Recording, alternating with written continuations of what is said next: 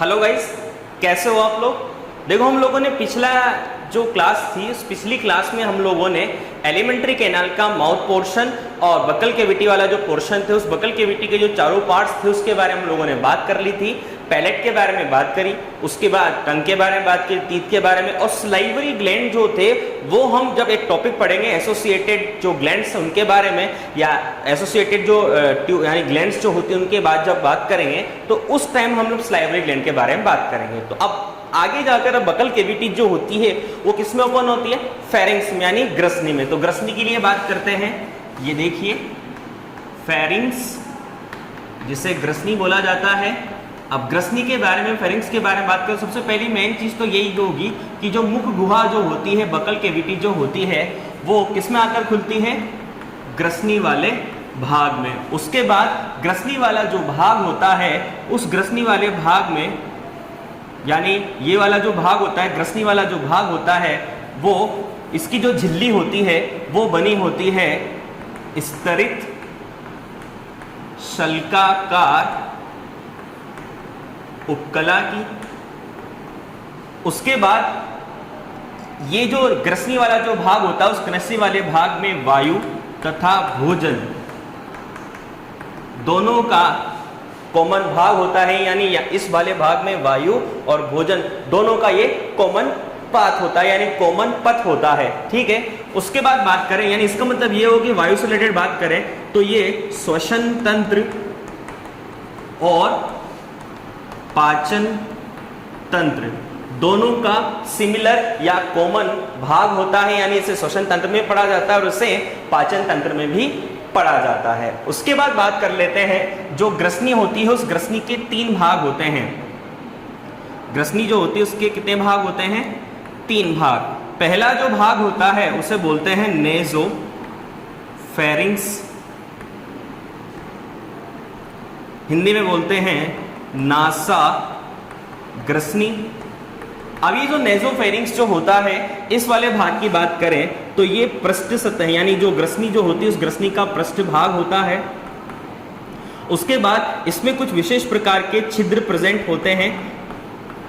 एक तो होता है इंटरनल नेजल पोर, यानी अंतः नासा छिद्र, और एक होता है यूस्टेकियन पोर। दोनों एक एक जोड़ी होते हैं। आगे बात करते हैं नेजोफेरिंग्स के बाद ओरोफेरिंग्स, इसे मुख ग्रसनी भी कहा जाता है। अब ये जो मुख ग्रसनी वाला जो भाग होता है, ओरोफेरिंग्स वाला भाग जो होता है, इस ओरोफेरिंग्स की बात करें तो देखो ये भाग जो होता है मुख वाला भाग, ये मध्य भाग होता है। ठीक है, और मध्य भाग होने के साथ साथ इस मुख ग्रसनी वाला जो भाग होता है इस भाग की विशेषता ये होती है कि ये ग्रसनी का छोटा भाग होता है। ठीक है, आगे बात कर लेते हैं लैरिंगोफेरिंग्स।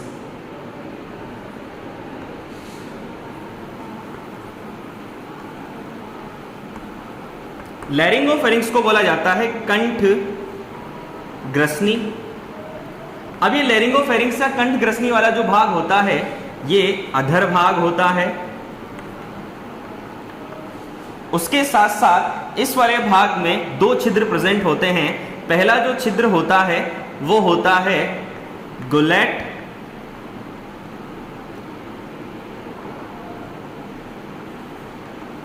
देखो गुलेट वाला जो छिद्र होता है वह आहार नाल का छिद्र होता है, और इस गुलेट वाले छिद्र जो होता है ये किस में ओपन होता है? यानी देखो एक छिद्र होता है गुलेट, ठीक है, और दूसरा छिद्र जो होता है वो होता है ग्लोटिस।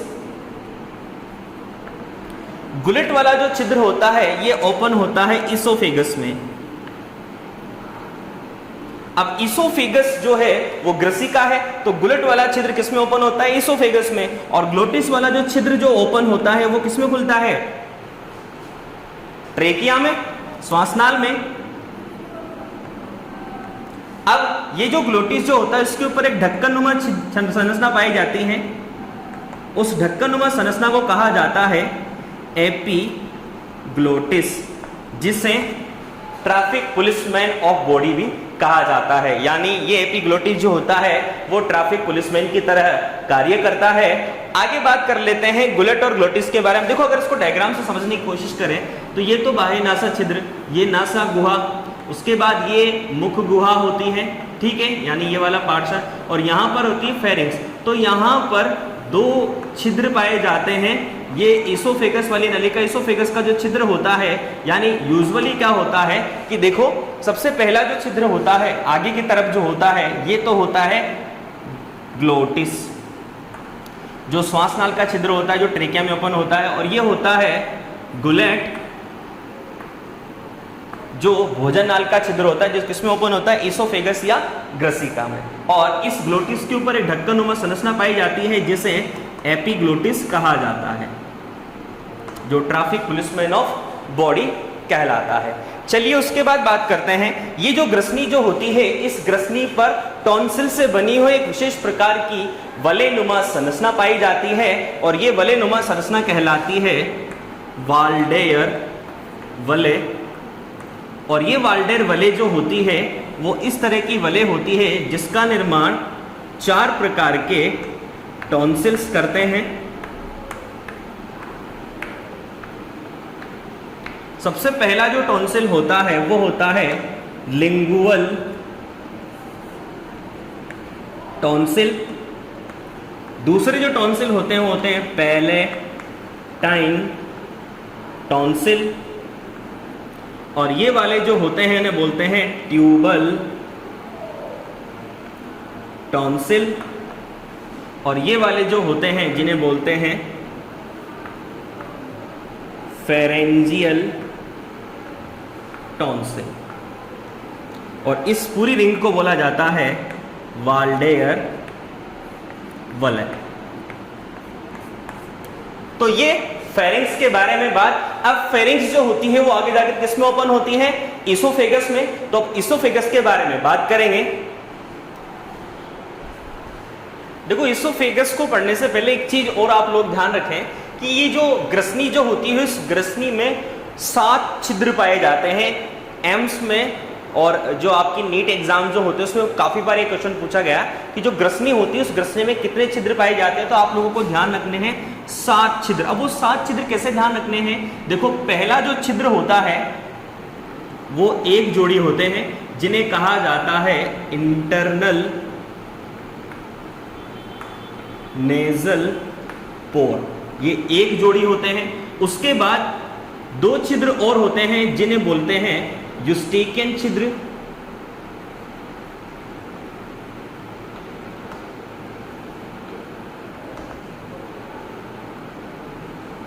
यानी यूस्टेकियन पोर, एक जोड़ी ये हो गए, एक जोड़ी ये हो गए। उसके बाद एक जोड़ी छिद्र जो होते हैं, ये फेरिंक्स वाले पार्ट होता है नेजोफेरिंक्स या ओरोफेरिंक्स और लैरिंगोफेरिंक्स। तो एक जोड़ी छिद्र गुलेट और ग्लोटिस के हो गए, ठीक है। तो 2, 2, 4 और 2, 6 और एक 7वां छिद्र खुद माउथ होता है। तो आपसे अगर क्वेश्चन पूछा जाता है तो ऑप्शन में आपको सारे मिलेंगे, लेकिन आप लोगों को कौन सा ट्रिक करना है? 7 नंबर का, क्योंकि 2 जोड़ी छिद्र यानी एक जोड़ी छिद्र जो होते हैं वो तो अंतःनासा छिद्र के, एक जोड़ी यूस्टेकियन छिद्र होते हैं, और एक ग्लोटिस, एक गुलेट और एक माउथ का छिद्र। इस तरीके से टोटल 7 छिद्र पाए जाते हैं, वो आप लोगों को ध्यान रखना है। अब इसके साथ साथ ही एक चीज और ध्यान रखना है, ये जो वाल्डेयर रिंग के निर्माण जो टॉन्सिल से होता है, तो ये जो टॉन्सिल होते हैं एक तरह से लिम्फोइड टिश्यू होते हैं, यानी लसिका ऊतक होते हैं, और लसिका ऊतक का मेन काम होता है एंटीबॉडी का निर्माण करना। ये तो हो गई सारी बातें। अब उसके बाद आप लोगों को एक चीज और ध्यान रखनी है। ये तो सारी बातें हो गई, अब हम लोग बात करते हैं इसोफेगस के बारे में। तो देखो, जो फेरिंक्स जो होता है वो किस में आकर खुलता है? आहार नाल का चौथा भाग इसोफेगस, जिसे ग्रसिका कहा जाता है। देखो, ये लंबी सक्रिय नलिकाकार संरचना होती है। उसके साथ साथ इसोफेगस जो होती है, इसकी अगर लंबाई की बात करते हैं तो 25 से 30 सेंटीमीटर इसकी लंबाई होती है, ग्रसिका जो होता है उसमें भोजन, आप देखो ग्रसिका, एक चीज और ध्यान रखना, ग्रसिका जो हमारी जो ट्रेकिया जो होती है, श्वासनाल जो होती है, उस श्वासनाल के समानांतर होती है। जैसे आगे तो ट्रेकिया होती है और पीछे ईसोफेगस होती है, तो ईसोफेगस यानी ग्रसिका जो होती है वो श्वासनाल के समानांतर पृष्ठ सतह की ओर, देखो पीछे वाली जो सतह होती है वो पृष्ठ सतह होती है और आगे वाली साइड जो होती है सतह जो होती है वो अधर सतह होती है। तो अधर सतह की ओर ट्रेकिया होता है और पृष्ठ सतह की ओर क्या होता है, ग्रसिका होती है। तो ग्रसिका जो होती है वो किसके समानांतर होती है, श्वासनाल के यानी ट्रेकिया के, तो श्वासनाल के समानांतर पृष्ठ सतह की ओर पाई जाती है। अब जो ग्रासनाल जो होती है, देखो हमें निगलने तक तो पता रहता है, उसके बाद हमें कुछ भी पता नहीं रहता कि भोजन कहाँ गया।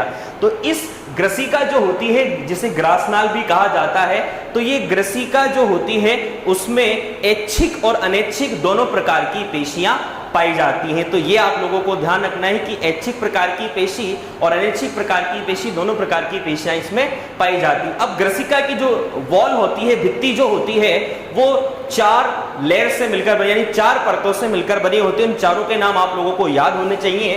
पहला जो नाम आता है हमारे पास वो आता है सिरोसा। सिरोसा, देखो सिरोसा की बात कर लेते हैं सबसे पहले। एक तो सिरोसा जो होता है उसे विस्केरल पेरिटोनियम भी कहा जाता है, विस्केरल पेरिटोनियम। और ये विस्केरल पेरिटोनियम जो होती है वो बनी होती है इलास्टिक फाइब्रियस कनेक्टिव टिश्यू की, यानी इसका मतलब ये होता है ये बनी होती है प्रत्यास्थ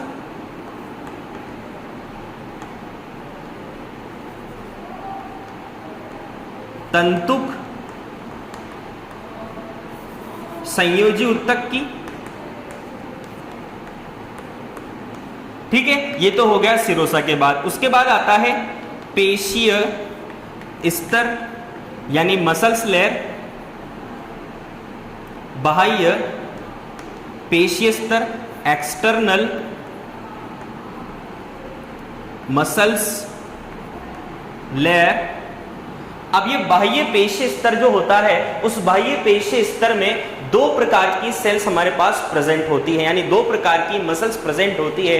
एक तो वृत्ताकार पेशियां और एक लंबवत पेशियां, यानी लॉन्गिट्यूडाइनल मसल और सर्कुलर मसल। तो वृत्ताकार पेशियां और उसके साथ साथ लंबवत या अनुदैर्घ्य पेशियां जिसे कहा जाता है। तो 2 प्रकार की जो पेशियां होती हैं वो इसमें प्रेजेंट होती हैं। एक तो अनुदैर्घ्य और एक वृत्ताकार पेशियां।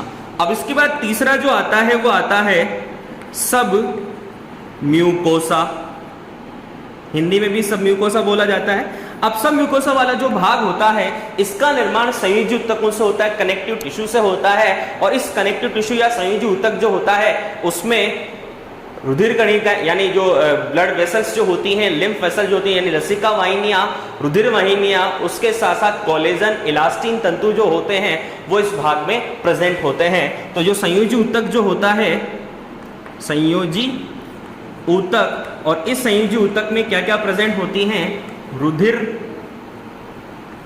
व लसिका वाहिनियां, उसके साथ साथ रुधिर लसिका वाहिनियों के साथ साथ कोलेजन व इलास्टिन तंतु,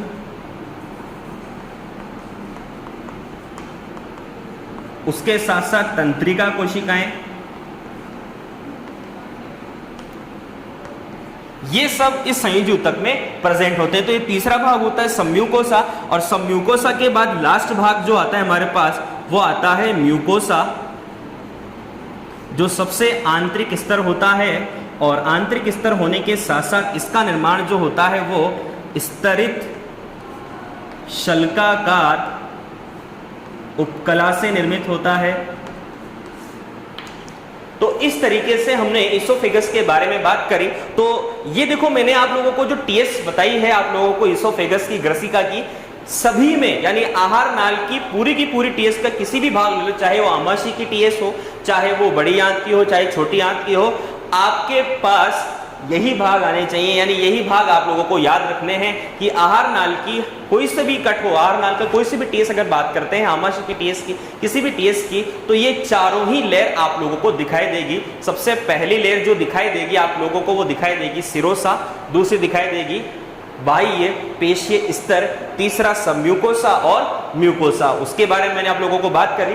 अब इसके बाद एक चीज और आप लोगों को ध्यान रखनी है, सबम्यूकोसा वाला जो भाग होता है, ग्रसिका का सबम्यूकोसा वाला भाग जो होता है वो आहार नाल का सबसे मोटा स्तर होता है। ये आप लोगों को इंपॉर्टेंट में याद रखना है, यानी ग्रसिका का आहार नाल, यानी आहार नाल में सबसे मोटा जो स्तर होता है वो ग्रसिका का सबम्यूकोसा वाला स्तर होता है। तो इस तरीके से ईसोफेगस के बारे में बात करें। अब ईसोफेगस जो होता है वो किसमें जाकर ओपन होता है हमारे पास, आमाशय में। तो आमाशय के बारे में और बात कर लेते हैं। बात करते हैं स्टमक की। तो स्टमक जो होता है, आमाशय जो होता है वो, अब देखो हमने सबसे पहले माउथ, दूसरा पार्ट पढ़ा बकल कैविटी, तीसरा पढ़ा फेरिंक्स, चौथा पढ़ा ईसोफेगस। तो पांचवें पार्ट की बात करते हैं और ये पांचवा पार्ट हमारे पास क्या है, स्टोमच। देखो स्टोमच की बात करते हैं तो देखो आमाशय जो होता है, आमाशय में सबसे मेन चीज जो क्या है, सबसे पहला चीज तो ये होगी कि जो ग्रसिका जो होती है वो किसमें जाकर खुलती है, आमाशय में। यानी ग्रसिका किसमें ओपन होगी, यानी ईसोफेगस जो होगा वो किसमें जाकर खुलेगी, स्टमक, स्टमक में ओपन हो गया। उसके बाद आप लोगों को ध्यान रखना है कि जो आमाशय जो होता है वो आहार नाल का चौड़ा, सबसे चौड़ा,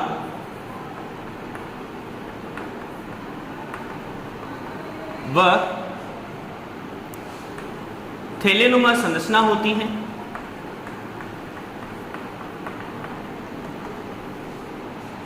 ठीक है। उसके बाद आप लोगों को ध्यान रखना है कि जो आमाशय जो होता है, इस आमाशय की अगर स्थिति की बात करते हैं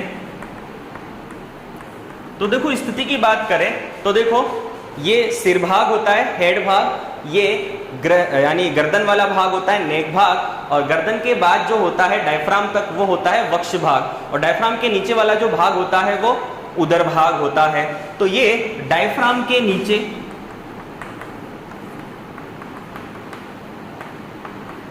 जो उदर गुहा होती है, उस उदर गुहा में बाईं ओर, लेफ्ट हैंड साइड, इस साइड प्रेजेंट होता है, बाईं ओर उपस्थित होता है। उसके बाद बात करें यहां इसमें, यानी आमाशय जो होता है उस आमाशय में भोजन का अस्थायी संग्रह किया जाता है और वो 3 से 4 घंटे का होता है, यानी 3 से 4 घंटे भोजन का अस्थायी संग्रह स्टमक में होता है। जब ये आमाशय खाली रहता है तो ये जे शेप का होता है, और जब ये भरा हुआ रहता है भोजन से तब ये सी शेप का होता है।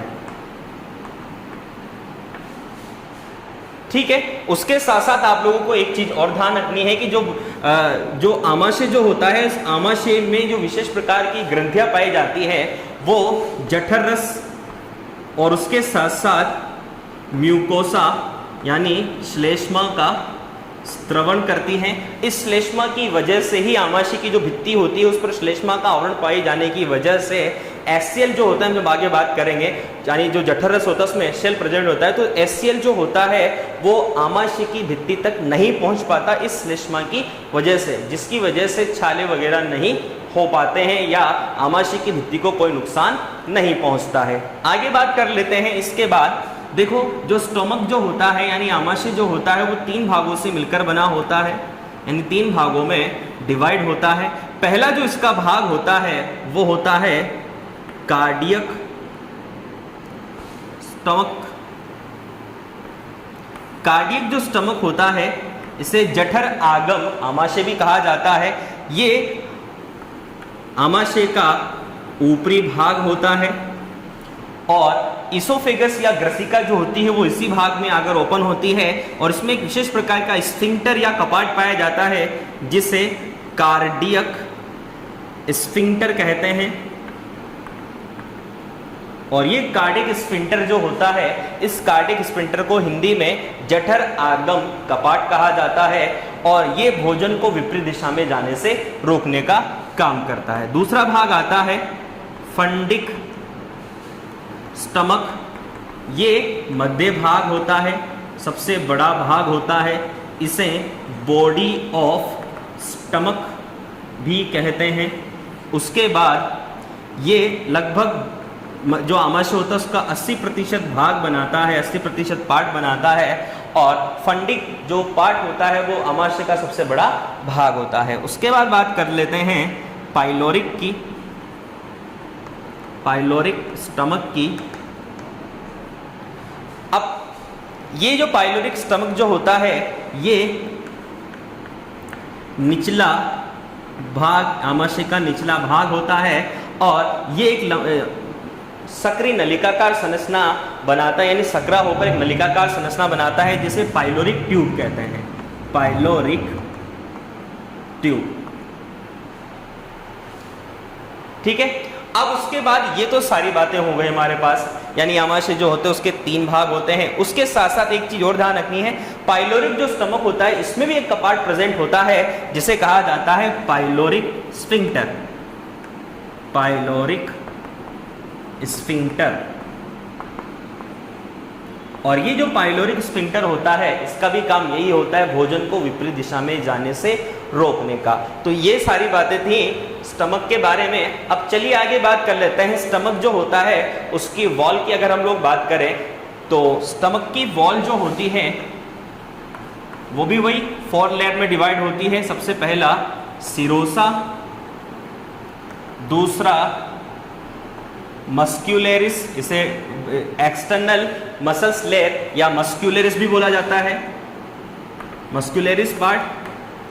थर्ड आता है हमारे पास सब म्यूकोसा, और फोर्थ आता है म्यूकोसा।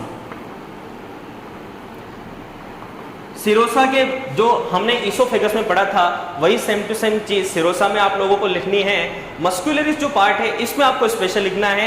यहां पर जो देखो वहां पर तो जो इसोफेगस थी उस इसोफेगस में अगर बात करें तो जो सब म्यूकोसा वाला जो पोर्शन था वो सबसे ज्यादा मोटा थिकेस्ट लेयर थी। और यहाँ पर अगर बात करते हैं स्टमक में, तो स्टमक में अगर लेयर पूछी जाती है कि सबसे मोटी लेयर स्टमक में कौन सी है, तो आपको मस्क्यूलरिस लेयर के बारे में बात करनी है। क्यों बात करनी है? क्योंकि देखो यहाँ पर सर्कुलर यानी वृत्ताकार पेशी, उसके साथ साथ लॉन्गिट्यूडाइनल,